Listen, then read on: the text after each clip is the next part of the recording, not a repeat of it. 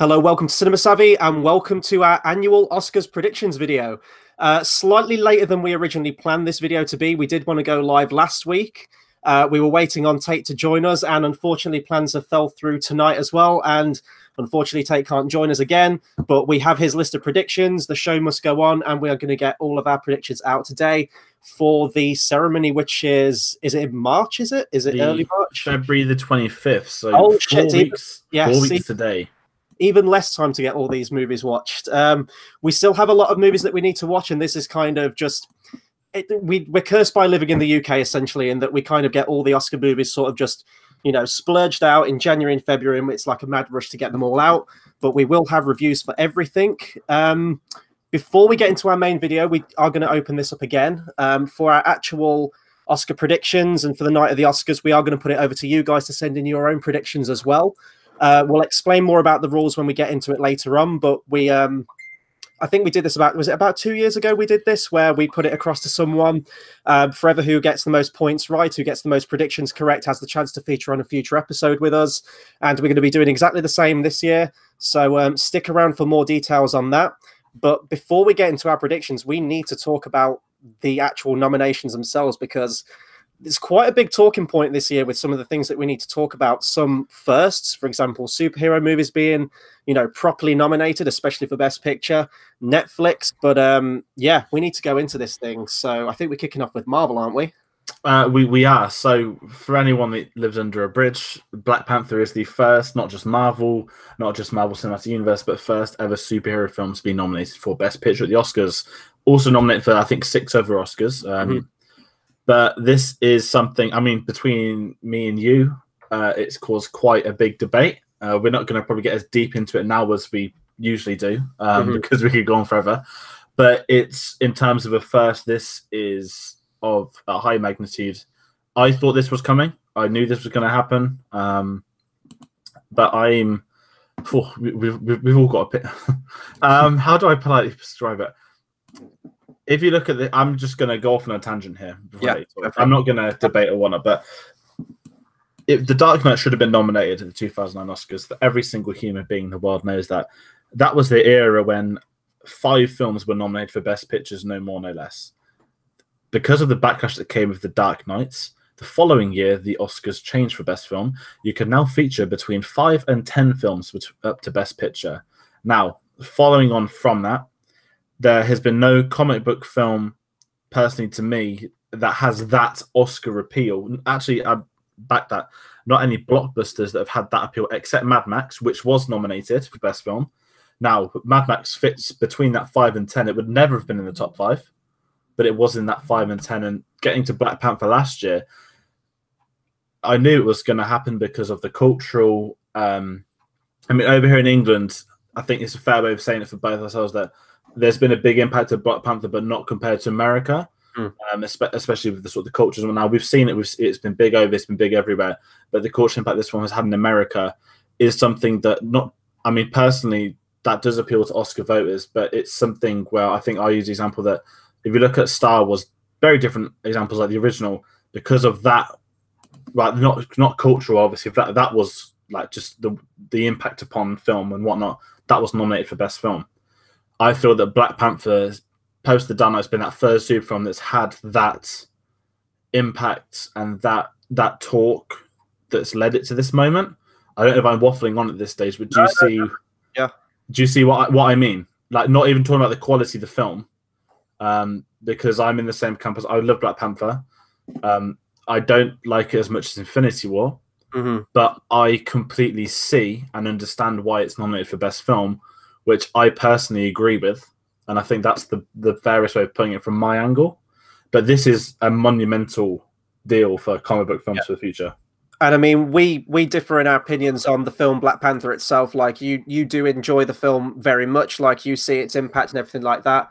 And, I'm not going to deny its impact or anything. I mean, it's one of the highest grossing superhero films probably out there, isn't it? Like, it made well over $1 billion. It was very, very well received. Spoiler alert, then they killed him off in Infinity War. He's clearly coming back because it's one of the most lucrative Marvel properties out there. But in terms of me, I always like rank it on the film. And to me, when you see like Black Panther, like another Marvel movie, another comic book movie, Dark Knight was different, and we very much agree on that. Like, that is a Nolan movie first and foremost, and it's a comic book movie second, although it's got Batman and the Joker in and everything like that. That, to me, is more best picture caliber, say, than Black Panther. I do see it as that kind of CGI, rock'em sock'em, cookie cutter fest like most of the Marvel movies are. But I'm not going to deny the impact that this has had. Like, Black Panther being nominated for Best Picture, and not just Best Picture, but like a slew of other categories as well. It's been nominated, was it like 7 times throughout the Oscars? I mean, that is huge.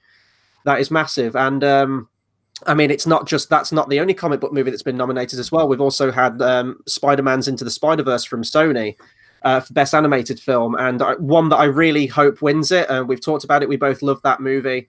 But we are seeing more of these movies, especially like the Best Picture nominations for the likes of Bohemian Rhapsody, for example. Those more mainstream films that I wouldn't assume would get a Best Picture nod. They might be good films, they might be great films, but not what you'd usually lump into that Best Picture category.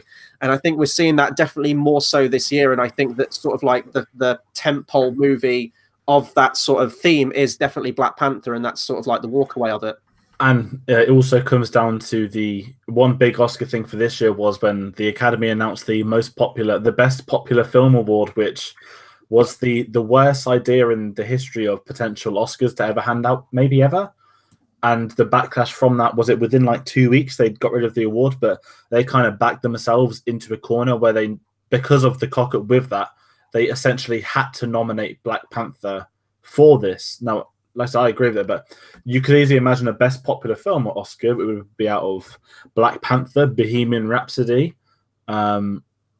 Infinity War. What would the other two be? What classifies as a popular film? This is why it was such a stupid idea. Because to me, Roma's a popular film. It's not going to make $2 billion at the box office, but it's a popular film because it's being nominated everywhere and people will now go and see it. And it was because the Academy it created that award essentially to bin all the blockbuster films into that. It's backfired on them, and that's, I think, led to them nominating a couple more than they probably wanted to for this. Like Bohemian Rhapsody, I mean, I very much enjoyed it. Don't get me wrong. With the behind the scenes stuff and the inaccuracies that went in that, to be nominated for best film is something I totally disagree with. Best performance, Rami Malek. Performances, exactly. Yeah. But then again, that's the whole best. That would have been a pop film. It's made over 800 million at the box office, and everyone's seen it, which is great. Like, it's done well. Everyone likes Queen more now. Fortunately, we've got all like the temporary people that come along, like all the types of films. But it's interesting debate. But this year, there's certainly. I mean, the Oscars are so painfully obvious each year that, you know, we all knew Del Toro deep down was winning last year because it was the career awards. You know, the Oscars should be about what is the best crafted film, as you said to me in the Facebook message. Yeah, it never. But it never has been, and that's the downside of it. And it's become predictable in a way that this year it's unpredictable because you've got a couple of different films up there for different reasons as such, which I'm sure we'll get into later on.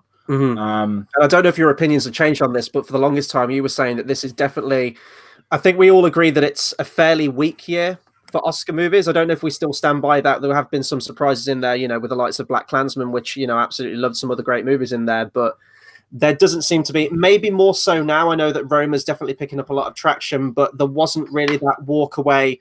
This is going to be, you know, best director, best picture. It's a very open year for movies.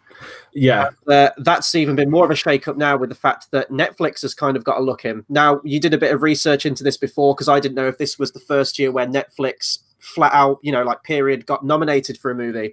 There was a movie last year. What was it called? Mudbound? Mudbound, that's it. But this is the first official year where a Netflix movie has been nominated for Best Picture with Roma. And there's also another movie in the categories as well, The Ballad of Buster Scruggs, which was my favorite movie of the year. So, I mean, that's huge in and of itself. As if you didn't just have like a superhero movie being nominated for Best Picture, you've also got that, because there was a big outcry for that. And I think that kind of stemmed for, this was more performance, but with Idris Elba from a couple of years. Beast and a Nation. Which was probably one of the biggest snubs in recent Oscar memory.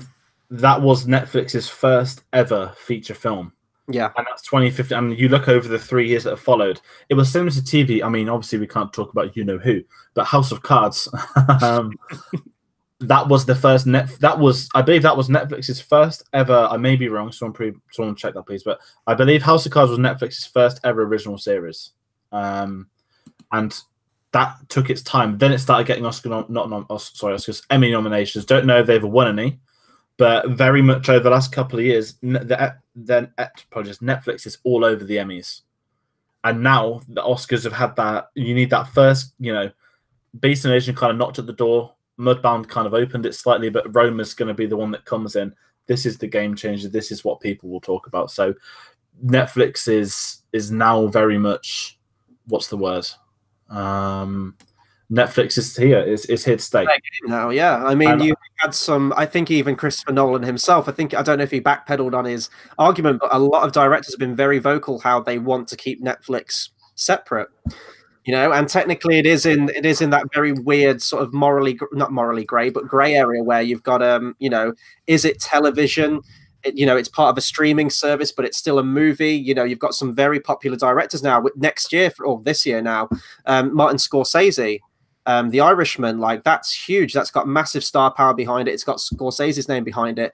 Just the fact that it's on Netflix, does that make it any less of a movie? And I'm actually really happy now that Netflix has got a look in. I mean, we are getting some quality stuff on Netflix, and there's going to be even more streaming services out there, and it's just going to open up. And I think this is the gateway for it.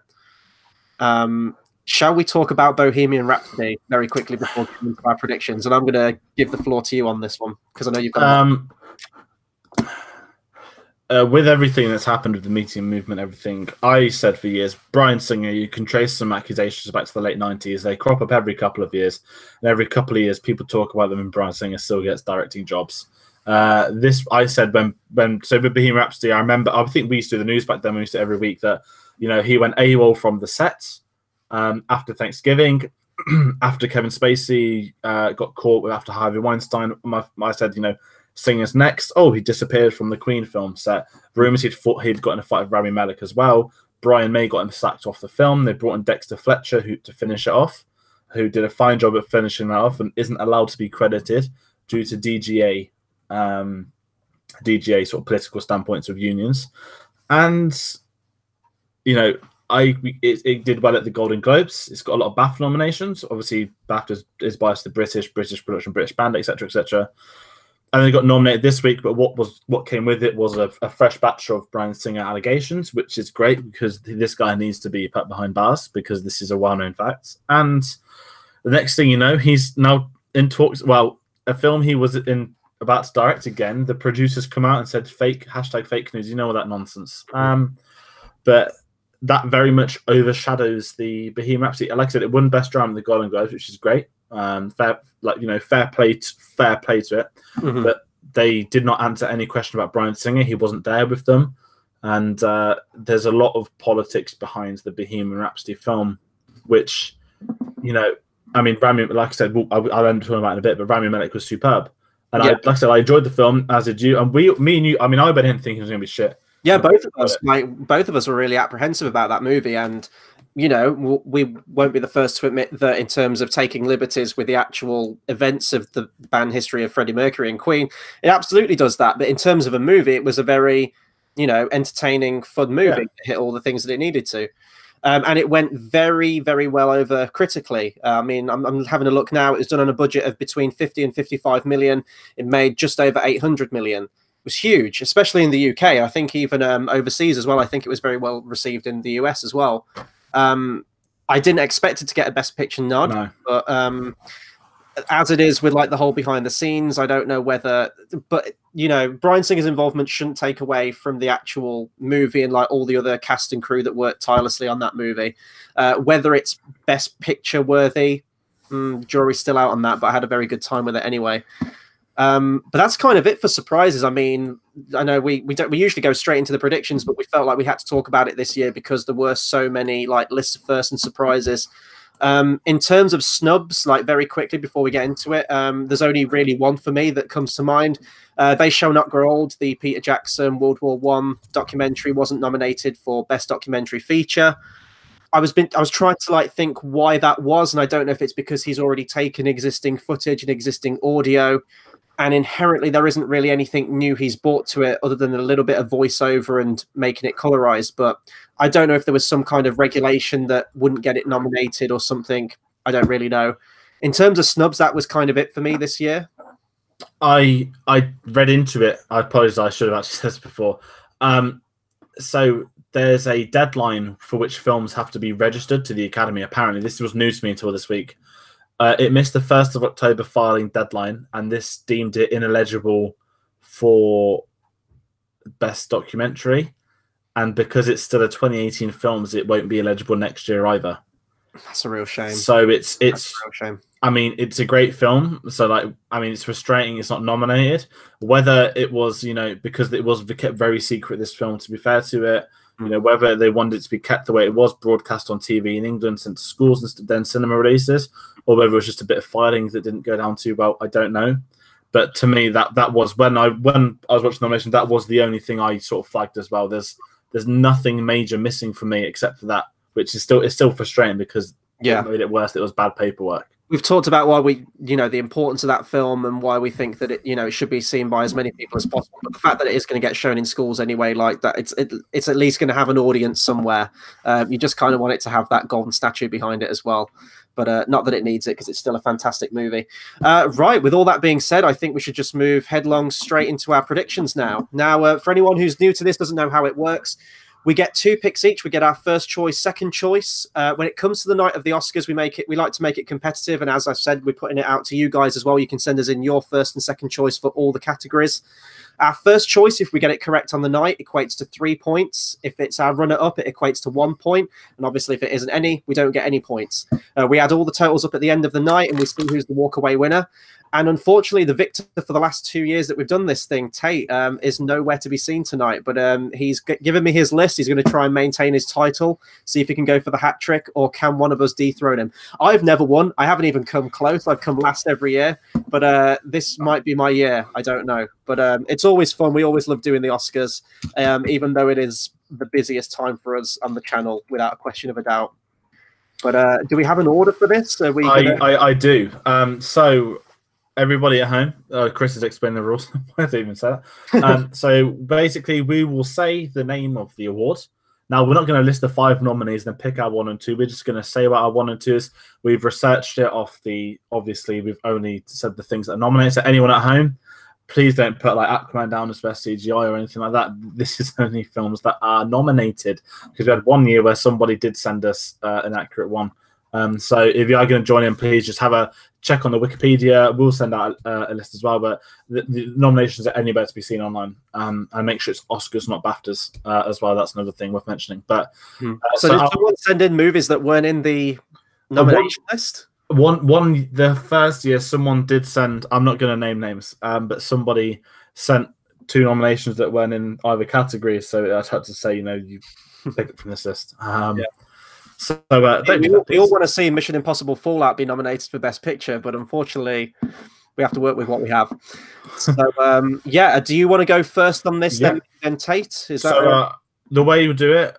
I will say my first choice, then I will say the name of the category, then my first choice, then the second choice. Then if you do yours, and then you do Tate's as well. So anyone listening at home, so Chris will say 4. He's not cheating. He's reading out Tate's. So, this is where it basically becomes like sort of match of the day. So, first we've got best VFX. Yep. Have you got your list up? Yeah. Yeah, I have. Yep. My first choice is First Man, and my second choice is Ready Player One. My first choice is Ready Player One. Second choice, First Man. And Tate, it's in very, very small writing, so forgive me if I lean into the camera. Choice number 1 is Infinity War, and runner-up choice is First Man. Very nice. Right. Best production design. This feels like doing the nominations, doesn't it? Yeah. Best production design. First choice is The Favourite. Second choice is Black Panther. Production design, I've got first choice The Favourite, second choice Roma. And for Tate, first choice Favourite, and second choice Black Panther.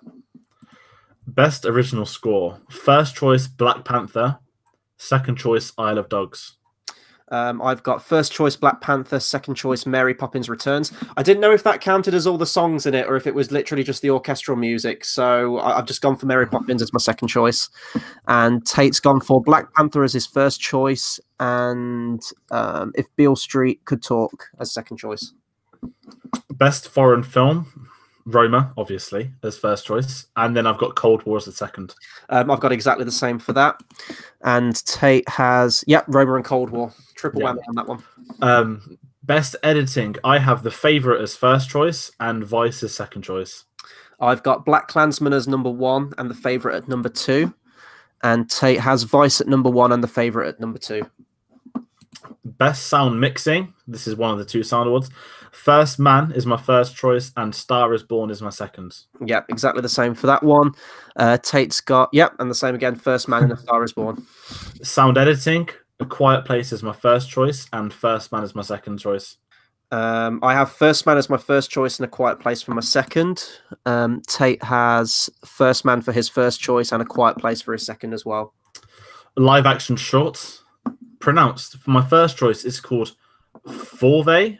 That's how I've pronounced that. And the second choice is Mother. I've got Marguerite as my first choice and second choice, whatever you said, foul. We're probably offending everyone here. I don't care. Live action short, and Tate's got first choice Marguerite, second choice Skin. It's worth noting as well that live action short we really do struggle on, and documentary and stuff like that. We don't tend to see many of them. The foreign language movies as well, apart from Roma. But we just tend to have a good guess. Yeah. The best animated short, Animal Behavior. First choice, second choice, One Small Step. I've got Bow as my first choice and second choice Weekends, and Tate has the same as me, Bow and Weekends. Bow is very weird. Very weird. I don't know if it'll win, but I've got it as my number 1. For best song, I've got Shallow from A Star is Born, and second choice, I've got the Mary Poppins one. I've got Shallow as my number 1 and When a Cowboy Trades His Spurs for Wings as my number 2, and Tate has the same as me. Best makeup, Vice is the first choice, Mary Queen of Scots second.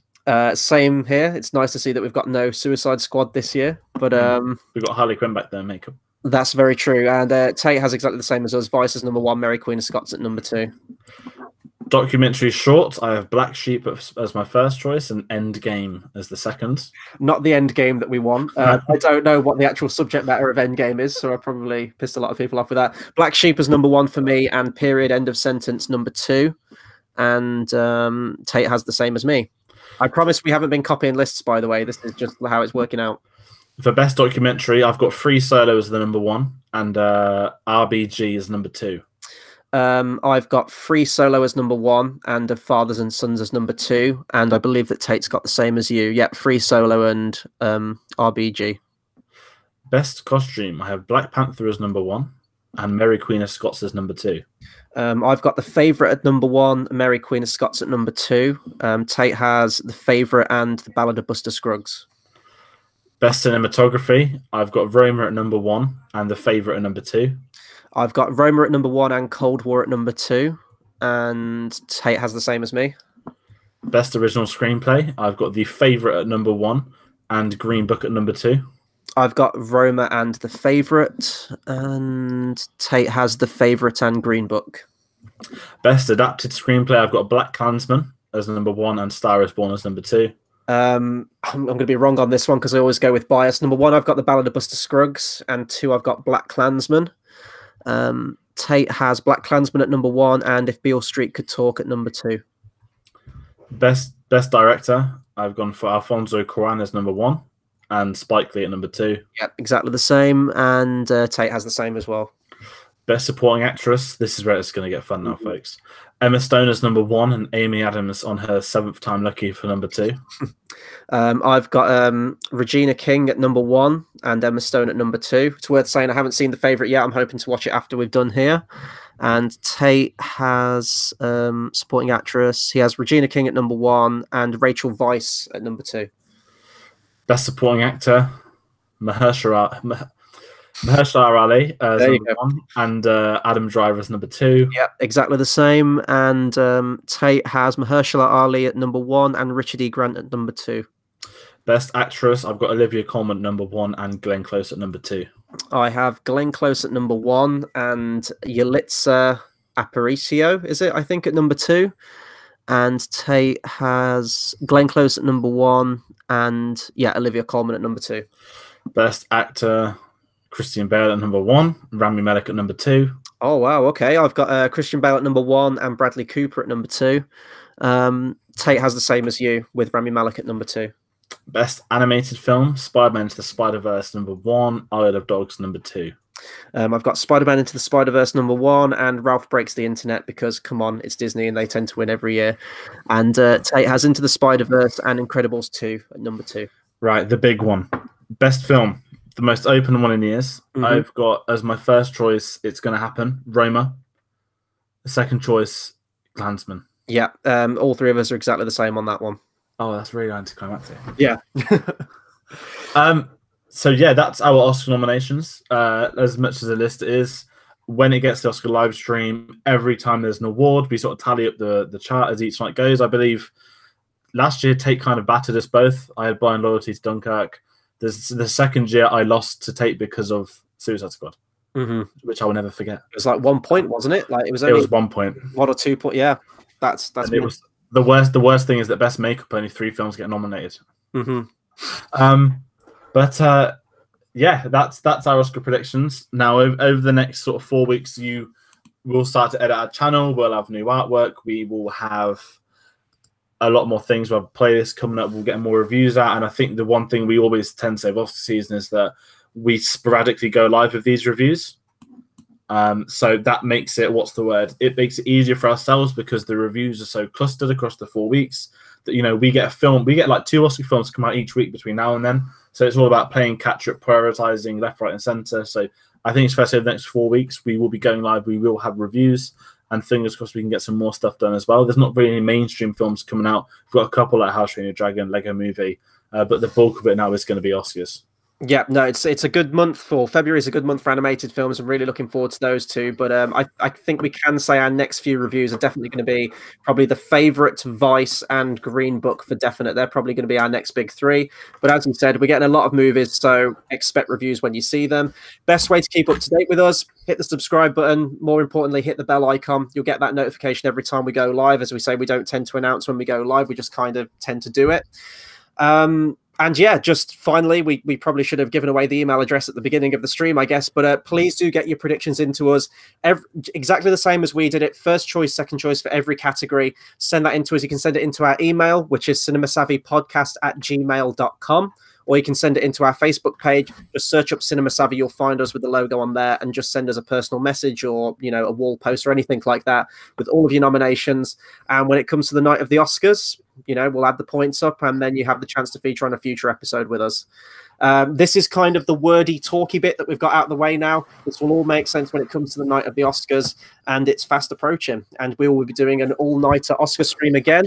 Look for more details on that when we get times and dates and everything like that. Links to our social media are in the description down below. That'll do it for us for right now. And until the next video, we'll see you guys next time. Thanks for watching.